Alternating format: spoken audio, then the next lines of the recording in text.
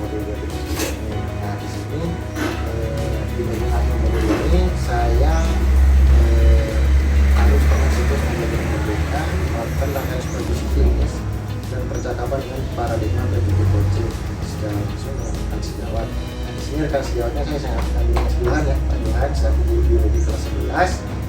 Kemudian rangkaian supervisi klinis ini terdiri dari kegiatan perencanaan. Jadi ada 3 perencanaan itu masuk di pra observasi. Nah nanti di sini kita tuliskan atau saya nanti seperti wawancara diskusi lah tujuan pembelajarannya. Lalu nanti ada observasi. Nah observasinya nanti saat saya masuk ke kelasnya ya. Jadi ada beberapa yang akan saya amati lah dari pembelajaran tersebut. Lalu yang di akhir nanti setelah observasi yaitu hasil observasi. Ini kan ada penduduknya di sini. Di sini saya bukan untuk menilai Mas Johan ya. Termasuk sebagai kepala sekolah, tujuan dari modul ini itu adalah mengajarkan atau memberi pemahaman tentang supervisi akademik yang sering dilakukan Bapak Kepala atau wakil kita itu. Itu tujuannya sebenarnya bukan untuk menilai kinerja kita, bukan, cuman untuk sebagai bahan refleksi kita. Kan kita kadang-kadang tidak melihat kekurangan kita kan, tapi orang lain bisa melihat. Nah, disitu kita berikan bahan refleksi. Nah, nanti di akhir itu setelah pasca observasi ada lembar dana pengembangan diri dari yang sudah dikomentari di observasinya Mas Johan. Jadi di situ ya. Semua hari ini semuanya bisa melewati hujan badai tadi pagi ya. Oke, kita melanjutkan materi yang pernah kalian bahas mungkin di semester atau di kelas 1 atau di SMP kemarin. Jadi hari ini kita membawakan materi tentang sel. Sebelum kita masuk ke sel ini, saya pengen tahu dulu pendapat kalian mengenai sel. Apa sih sel itu sebenarnya? Ada yang bisa memberikan pendapatnya? Mungkin waktu SMP pernah belajar sel itu apa? Pak, sel tempat orang di penjara Pak, boleh. Apa kira-kira? Tapi ini materinya kita kita sangkut pautkan dengan materi sains di biologi ini ya. Kemarin sudah kalau nggak salah kelas 1 kita kan belajar mengenai klasifikasi makhluk hidup. Nah, salah satunya susunannya itu kan ada dari sel, habis itu jaringan, dari kita apa lagi? Habis dia jaringan, sistem organ, organisme, populasi, ekosistem, bioma, biosfer. Sekarang yang saya tanyakan dan kita mulai dari awal. Kita anggap semuanya kita start dari nol. Sel itu apa? Itu bisa dibaca. Ada yang berani? Kalau tidak, silakan. Sel merupakan tempat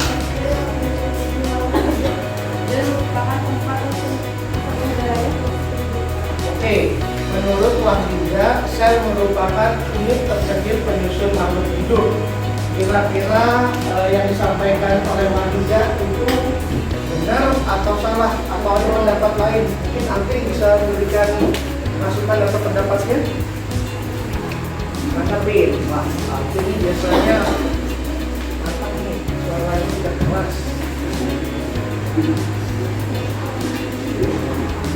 Enak ya, masih di pause dulu. Mungkin temannya yang lain ada, Nadia bisa? Kira-kira sama? Nggak ada? Oke, jadi yang dikatakan oleh Wahida berarti satu-satunya semuanya satu suara nih ya. Satu suara ya. Karena sel merupakan unit kecil penyusun makhluk hidup. Oke, beri aplaus dulu buat Wahida. Nah, di dalam sel itu dibagi menjadi 2 kategori. Yang pertama eukariotik dan prokariotik. Nah, di dalam eukariotik itu nanti dibagi lagi menjadi sel hewan dan sel tumbuhan. Jadi pada pembelajaran hari ini kita akan mempelajari mengenai sel pada tumbuhan dan sel pada hewan. Harapannya setelah kalian belajar materi hari ini, kalian bisa yang pertama mampu menjelaskan organel-organel penyusun sel pada tumbuhan. Kemudian yang kedua menjelaskan organel-organel penyusun sel pada hewan. Sama yang ketiga mengetahui perbedaan antara sel hewan dan sel tumbuhan. Sebelum kita masuk ke inti pembelajaran, di sini saya punya LKPD. Nah, LKPD-nya ini apa Pak? Nanti ya berkaitan tentang materi-materi atau video pembelajaran yang sudah saya sebutkan. Nanti akan saya berikan video pembelajaran sebelum pertontonkan, kalian baca-baca dulu LKPD. Oke, paham ya? Coba saya minta Azmi bagikan dulu ke kelompoknya. Ini satu kelompok terdiri dari 4 orang aja ya. Sepakat ya? Ada yang mau lebih atau kurang? 4 aja cukup ya? Karena programnya 4 akan lebih besar. Jelas ya?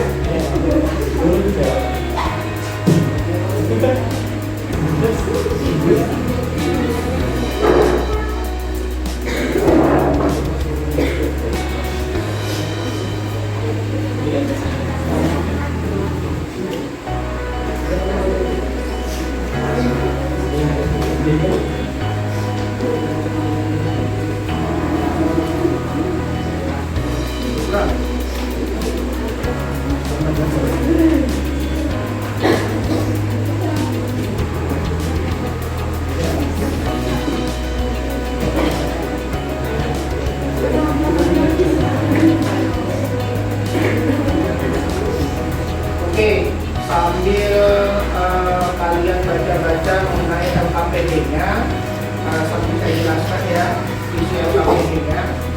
Di situ kalian sudah mendapatkan LKPD yang isinya dari masing-masing kelompok itu akan membahas sel pada hewan atau sel pada tumbuhan. Nah, di setiap LKPD yang kalian pegang itu soalnya berbeda-beda dari kelompok lain.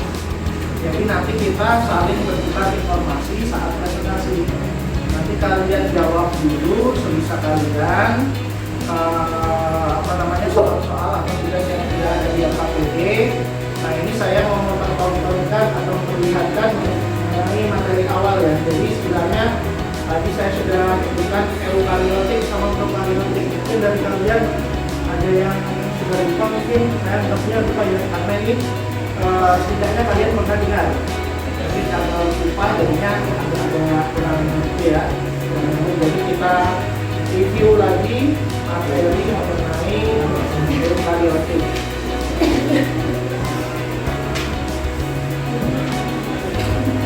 Ini kebetulan bahasanya bahasa kita bersama, jadi silakan dipahami dan disimak. Jadi kalau nggak paham bilang aja Pak, nggak paham lah. Tapi biasanya paham lah bahasa Inggris.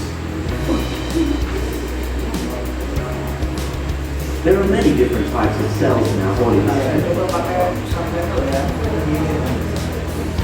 Subtitle mau diganti bahasa.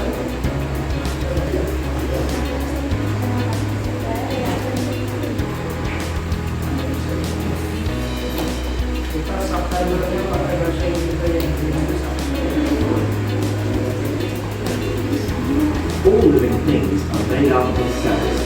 There are many different types of cells in our bodies, including bone cells, cartilage cells, blood cells, muscle cells, and nerve cells.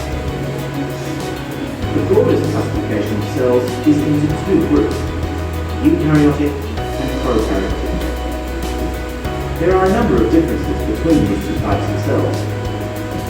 The main difference is that eukaryotic cells have a double membrane-bound nucleus, which contains the cell's DNA. Prokaryotic cells do not have a nucleus, only a nucleoid, which is the central open part of the cell where the DNA is found. Eukaryotic cells also have other large, complex, membrane-bound organelles, which prokaryotic cells lack. These include mitochondria, rough and smooth endoplasmic reticulum, the Golgi complex, and in the case of plant cells, chloroplasts. Organisms with eukaryotic cells are called eukaryotes, and they include all animals, plants, protozoa, and fungi. Organisms with prokaryotic cells are called prokaryotes, and they include bacteria and archaea. For millions of years, prokaryotes were the only form of life on this planet. Eukaryotes came later as a result of the process of evolution. Another difference between eukaryotic and prokaryotic cells is their size. Eukaryotic cells are generally larger than prokaryotic cells. Eukaryotes are mostly, although not entirely, multicellular organisms, whereas prokaryotes are always single-cell, or unicellular organisms. Examples of unicellular eukaryotes include amoebas, paramecium, and yeast. The structure of the DNA in eukaryotic cells is different from that in prokaryotic cells. In the nucleus of eukaryotic cells, DNA forms tightly bound and organized chromosomes. Prokaryotic cells contain just a single loop of stable chromosomal DNA stored in the nucleoid. The nucleoid is not a structure, but the area where the DNA is found. Both types contain ribosomes, but in eukaryotic cells they are bigger and more complex and bound by a membrane. Most eukaryotes reproduce sexually. The offspring have genetic material that is a combination of the parent's genome. Selamat siang Pak Johan, Bu Mika. Hari ini saya akan melaksanakan yaitu percakapan pasca observasi kita kemarin itulah namanya. Di sini sebagai praktek dari supervisi akademik pada pembelajaran atau pendidikan dari negara yang sudah kita bicarakan di praobservasi Pak Johan, itu bukan sifatnya bukan untuk menilai atau mencari kekurangan pada sejawat sebenarnya. Namun di sini kita sama-sama melihat pembelajaran yang telah kita laksanakan apakah masih perlu diperbaiki atau kemudian kita refleksi wajahnya. Dan kemarin dari tujuan itu kan tujuan pembelajaran Pak Johan yang Pak Johan lakukan adalah peserta didik mampu membedakan organel sel Pak Johan. Di sini ada beberapa catatan yang saya buat, yaitu Pak Johan sudah menyampaikan itu di awal ketika Pak Johan mengajarkan kepada peserta didik lalu melaksanakan atau memberikan tujuan yang ingin dicapai atau akan dicapai oleh peserta didik di kelas. Kemudian dari refleksi yang lainnya adalah mungkin di kegiatan pembelajaran yang menyenangkannya mungkin bisa ditambah Pak Johan. Kalau kemarin melaksanakan ice breakingnya 1 kali, mungkin bisa 2 kali atau 3 kali. Karena kita kan 5 jam nih Pak Johan. Kasihan kan kalau murid terlalu tegang dengan pembelajaran yang ada gitu kan. Kemudian di sini Pak Johan yang saya tanyakan, menurut Pak Johan nih dari kegiatan pembelajaran kemarin, kira-kira ada nggak yang jadi kalau yang harus diperbaiki sebenarnya dari pembelajaran saya Mas ya? Dari pembelajaran saya memang kalau kemarin kan saya kurang memberikan kesempatan siswa untuk mengekspresikan pendapatnya mereka. Jadi beberapa orang aja yang saya akomodir. Sebenarnya masih banyak yang pengen berpendapat, tapi kayaknya terlalu cepat, jadi masuk ke materi selanjutnya atau ke pertanyaan berikutnya. Jadi saya seakan-akan kayak melihat siswa itu kayak masih ada yang pengen ditanyakan tapi sudah lanjut mungkin itu yang saya tangkap dari pendapat saya dari ekspresi dari anak-anak di sini. Jadi harus diperbaiki dalam mungkin ya. Lalu dari menurut Pak Johan kan sebagai sebuah yang harus dikembangkan agar diperbaiki lagi. Dia ada nggak nih Pak Johan strateginya untuk mencapai itu? Strateginya ya kalau yang tadi saya bilang itu kan mereka sebenarnya sudah mulai mampu mengekspresikan jawaban atas pertanyaan yang saya lontarkan. Jadi terkadang anak-anak itu mengekspresikannya itu tidak sesuai jalur. Jadi mungkin pembelajaran cara berbicara, kemudian langsung ke poinnya, agar pembelajaran lebih efektif, mungkin itu yang lebih ditekankan. Dari situ Pak Johan lanjut. Lalu berarti Pak Johan sebenarnya sudah melaksanakan Merdeka Belajar dengan memberikan kesempatan itu kepada peserta didik sebenarnya Pak Johan. Kalau Merdeka Belajar kepada peserta didik sudah melaksanakan atau tidak, mungkin penilaian saya secara pribadi itu tidak bisa dijadikan patokan. Ini memang perlu model kayak seperti sistem ini untuk bisa memberikan masukan kepada saya. Penilaian saya sih sudah. Tapi kan kembalikan lagi yang memantau atau yang supervisi saya itu mungkin sudah bagus atau belum, itu saya memang perlu masukan. Jadi pada dasarnya seperti saya sampaikan di awal, kegiatan ini bukan untuk menilai. Kita ini mitra nih, nah yang paling saling bercerita lah bahasanya kan, nggak ada keluh kesah gitu kan. Nah, kemudian dari kegiatan pembelajaran yang sudah Pak Johan laksanakan, itu kan pasti kita punya nilai skala ya. Nah, anggaplah kita buat skalanya paling rendah itu nilainya 1, karena kita melaksanakan ya. Tapi paling tinggi 10 nih. Nah, menurut Pak Johan sendiri nilai yang sudah Pak Johan capai itu berapa gitu? Kalau menurut penilaian saya sendiri yang saya laksanakan kemarin, pembelajaran yang saya laksanakan kemarin sekitar 7 atau 8. Menurut penilaian saya sendiri. 7 8 Pak Johan. Kedepannya ada nggak untuk menambah nilai skala tersebut? Tentu banyak. Pertama dari pengalaman saya sendiri dalam melaksanakan kegiatan pembelajaran di kelas, mungkin dari cara mengajar siswa, kemudian memprioritaskan materi-materi yang sekiranya lebih penting untuk disampaikan kepada siswa. Lalu dari skala tersebut tadi kan sudah diucapkan strategi Pak Johan ya. Kemudian ada nggak ini Pak Johan, kalau ukur keberhasilannya itu kita lihat dari mana? Ukur keberhasilan yaitu ya dari kalau pelajaran secara langsung di dalam kelas kita lihat dari keaktifan dari siswa itu sendiri, mungkin dari minatnya mereka. Cara melihat minat itu bisa dilihat dari ekspresi, contohnya mereka mau bertanya kepada guru atau kepada teman terkait pembelajaran.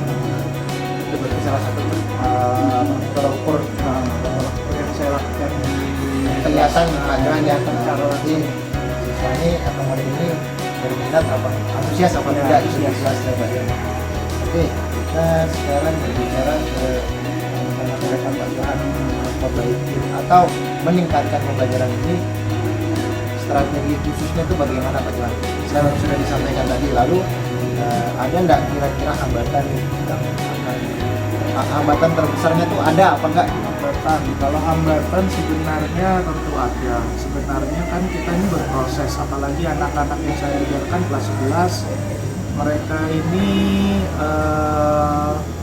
antara kognitif sama psikomotornya kan apa itu namanya hampir seimbang, jadi perlu saya akomodir semuanya itu. Jadi dari segi kognitif mungkin keterampilan bertanya, apalagi kita sekolah merdeka kan menggunakan kurikulum merdeka, kita harus berani mengekspresikan apa yang kita pikirkan. Jadi berpikir kritis sama berpikir tingkat ini itu harus ditanamkan kepada peserta didik. Harus ini ya, seimbang antara Oke, nah sekarang Pak Johan, berikutnya adalah ketika tadi ada hambatan ya, Pak Johan kognitif, ada nggak solusi yang Pak Johan berikan ke depannya atau yang akan dilakukan? Kalau dari segi kognitif itu kan dari segi ilmuwan mereka, bagaimana daya tangkap mereka terhadap pelajaran. Habis itu ya solusinya yang bisa saya tawarkan yaitu sebagai contoh memberikan apa namanya semacam tugas-tugas ringan. Tugas ringannya itu ya nggak usah terlalu mereka harus mengerjakan soal dan lain-lain. Tapi mereka disuruh membaca literasi dulu materi selanjutnya, kemudian nanti pada saat pertemuan selanjutnya kita sebelum masuk ke pembelajaran kita ada sedikit kayak exam tentang pembelajaran atau materi yang mereka baca di rumah itu tadi. Baik, mungkin kita masuk ke pertemuan terakhir, yaitu cara jalan ke depan sebagainya. Jadi percakapan kita di observasi atau pasca observasi tadi. Rencana tindak lanjut Pak Johan untuk pembelajaran di depannya, dan juga RTL atau rencana tindak lanjut ke depan dalam sisi bincang-bincang kita ini sebagai mitra, itu ada nggak yang perlu diperbaiki atau ditambahkan atau lanjut atau nggak lanjut gitu? Kalau rencana tindak lanjut saya sebagai guru biologi di kelas, ya tentu kita perlu berkoordinasi lagi bagaimana tentang materi mungkin ke sesama guru biologi, kemudian dari pedagogiknya kita mungkin bisa bertanya-tanya lagi kepada guru yang lebih senior. Jadi kita bisa mendapatkan pengalaman dari para senior kita tentang cara mengajar, mungkin bagaimana kalau menghadapi suatu masalah di dalam kelas, cara penyampaian dan lain-lain mungkin perlu dipelajari lebih lanjut oleh saya. Lalu yang terakhir belum terjawab dari kegiatan ini gimana?